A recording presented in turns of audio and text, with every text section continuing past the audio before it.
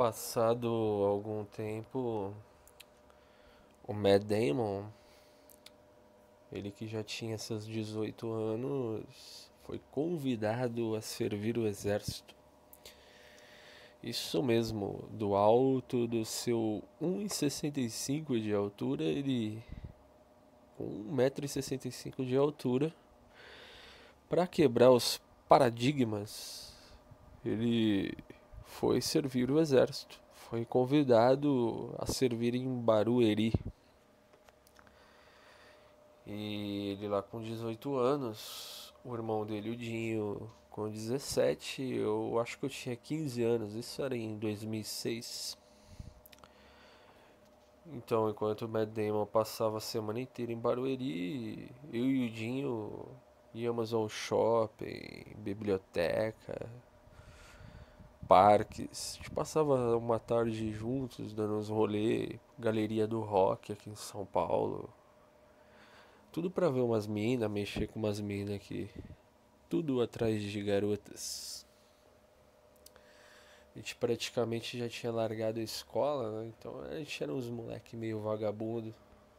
Nessa época a gente ainda não usávamos drogas, mas eu e o Dinho, a gente tinha um gosto musical muito comum ali, Nirvana, Alice in Chains, bandas que só falava de depressão e drogas.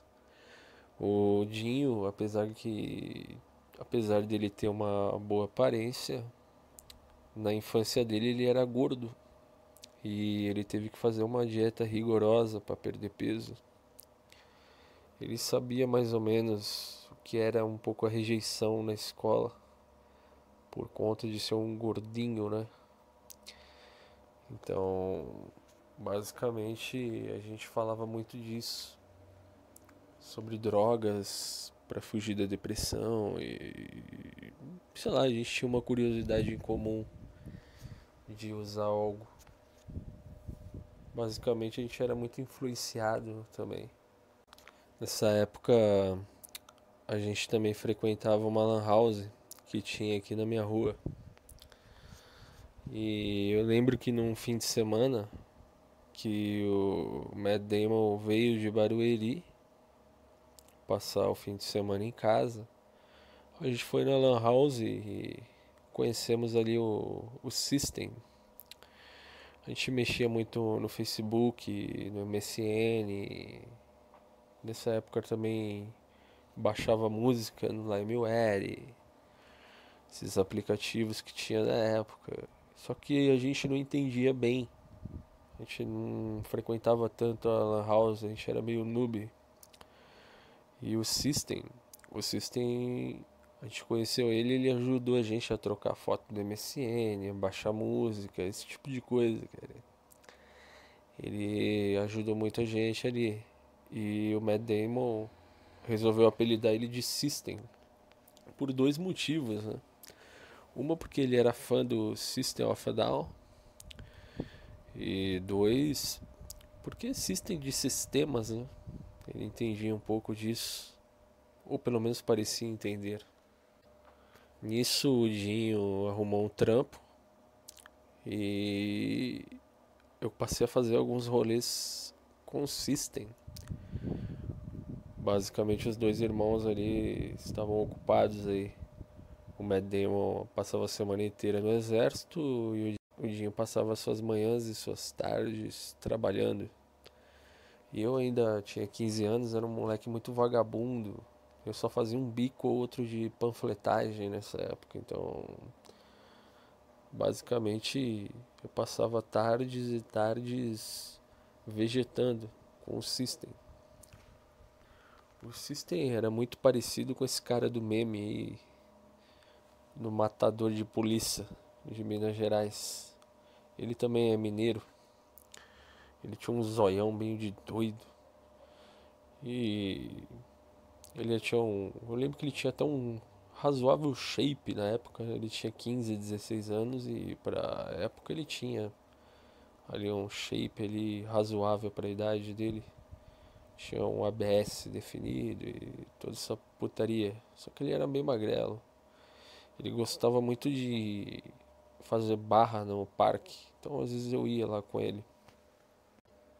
Nessa época eu não ligava tanto pra isso. Na verdade eu nem me importava muito com isso. Eu lembro que eu era um moleque todo desajeitado, era um pouco corcunda, magro e bem narigudo. Era muito desengonçado. Só depois de um tempo que eu fui ter um pouco de noção e compreensão ali da minha situação física. Eu era muito, como eu posso dizer, eu acho que eu era muito fora de mim. Eu não tinha muita consciência corporal. Eu não tinha consciência do meu corpo, esse tipo de coisa.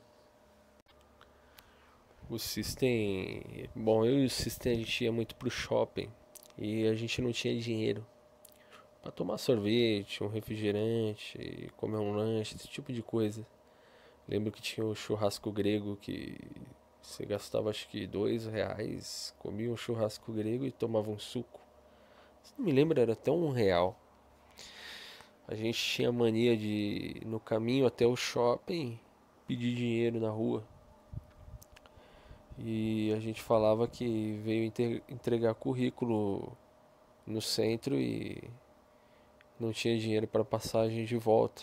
E as pessoas de boa fé davam suas moedas, 50 centavos, R$ 1. E nessa inteira a gente chegava no shopping e a gente tinha uns R$ 10. A gente jogava um bilhar, tomava um suco, sorvete com esse dinheiro. Era engraçado que muitas e muitas vezes as pessoas repetidas davam dinheiro pra gente. No outro dia seguinte a gente tava lá pedindo dinheiro para as mesmas pessoas e essas pessoas davam as moedas dela pra gente. Era muito engraçado.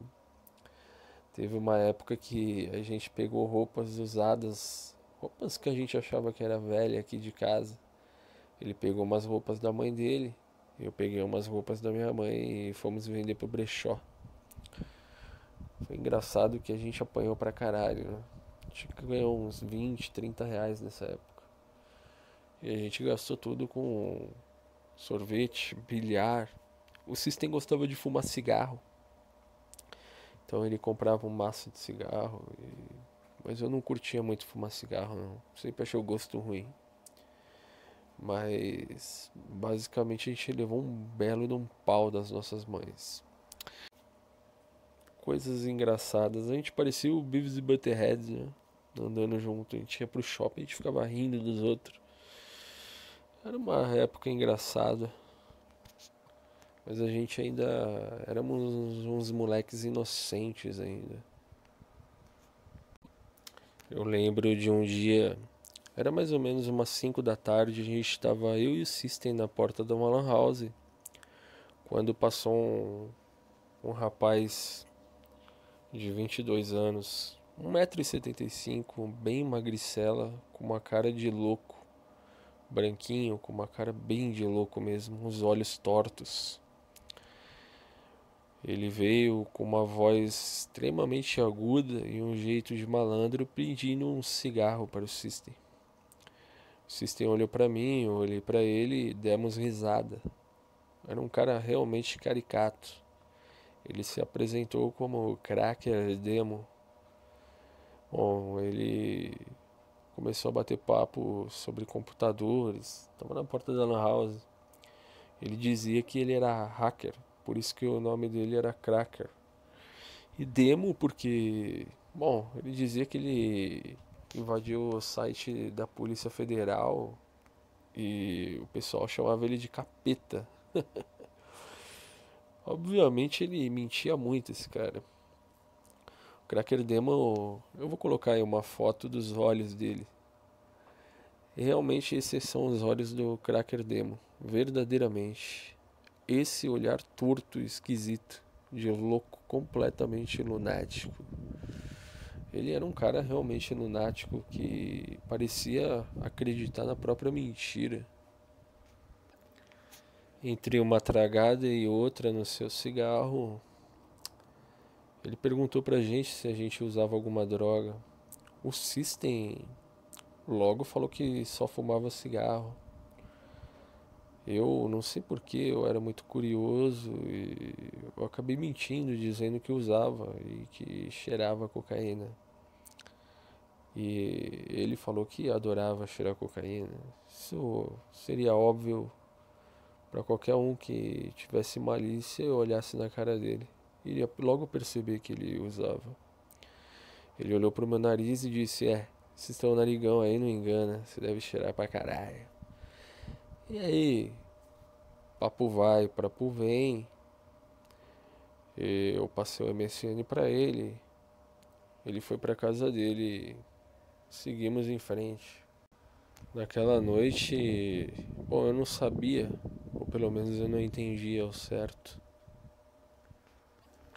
Mas naquela noite escura, eu vim a conhecer o cara que viria me apresentar as drogas.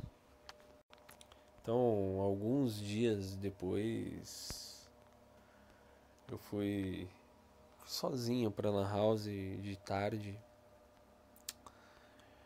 e tava ouvindo um som, sei lá, tava baixando umas músicas, ouvindo Alice in Chains.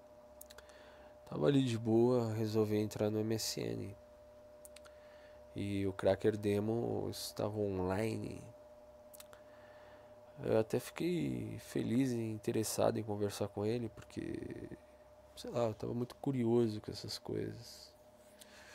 Ele logo me convidou a ir com ele até uma biqueira famosa aqui da região para pegar um pino de farinha e cheirar com ele.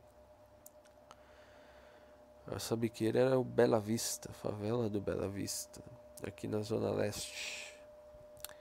Era onde tinha na época a melhor farinha da região da Zona Leste, talvez só aqui da região aqui de onde eu moro. E ao mesmo tempo a mais perigosa.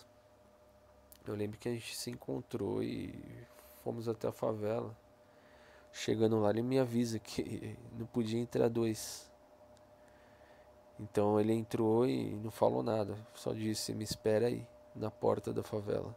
Uma das favelas mais perigosas aqui da região. Se viesse a polícia e me parasse ali na porta, eu não saberia nem o que dizer. Eu não teria nenhuma noção de nada. Provavelmente eu iria me complicar. E eu só pensava nisso. Então eu sentia muito medo e estava totalmente consumido aí por uma adrenalina já naquele momento. Se a polícia me parasse ou alguém me questionasse, eu estaria ferrado ali naquele momento. Era tudo que eu conseguia pensar. Passaram-se a eternidade aí de 5 minutos. Ele já chega gritando e sorrindo. E ele foi muito engraçado esse momento, porque ele sacou do papel de farinha que estava num saquinho, né?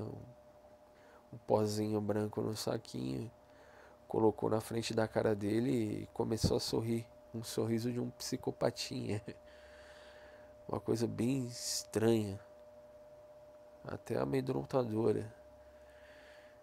E me chamou pra ir mandar com ele. A gente foi então. A gente foi pra debaixo de uma ponte, cara. E tinha uns mendigos que morava lá, que tava deitado num canto, provavelmente fumando crack.